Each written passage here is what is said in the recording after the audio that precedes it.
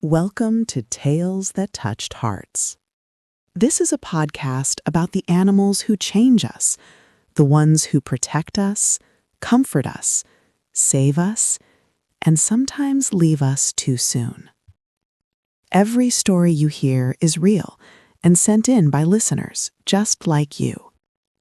If you've ever loved an animal who left paw prints on your heart, you're in the right place.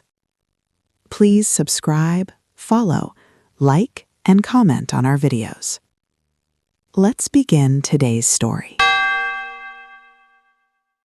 Today's submission is about a little dog who loved adventure, but found stability and purpose. When my now husband and I first began dating, we had gotten a dog, a little white Maltese named Furball. At the time, we loved to travel and campground host. We had a gold-wing motorcycle and loved to go for drives. Furball loved to go on the motorcycle, too. If he wanted to go for a ride, he would take our shoes and pile them by the door, sit there and say, "Hey, I want to go for a ride." I would put these goggles on him. They were actually pink swim goggles, and he would happily wear them since he loved going for rides on the motorcycle. Eventually, we had to quit motorcycle riding. My parents had moved close to me from back east to retire, play golf, and enjoy life. However, months after moving, my father developed MS. After several years, he became wheelchair-bound, and my mother his primary caretaker. One day, I asked my father and mother to watch Furball. We had an obligation, and he could not come with us. They happily agreed.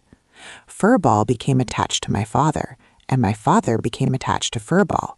When we went to pick him up, my father got teary over the idea of seeing his little buddy leave. I knew then that he had to stay, and Furball became my father's dog.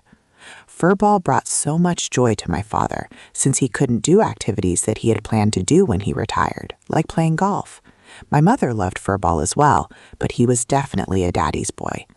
Furball was his little everything, his constant companion, his little buddy. Furball had a great life and brought a lot of joy to a lot of people. It's been 25 years since Furball and my father have been around, and more than 10 years for my mother, but they all are still fondly remembered. Thank you for sharing about Furball. It is interesting that dogs find those who need them most, even if it's not with their original owners. Thank you for listening to Tales That Touched Hearts. If today's story meant something to you, please consider sharing it with someone who loves animals as much as you do. If you have a story of your own, a heroic dog, a beloved pet, or an angel animal, you're invited to submit it. You can stay anonymous, and photos are optional. You can email us at talesthattouchedhearts@gmail.com. Until next time, hug your animals a little tighter.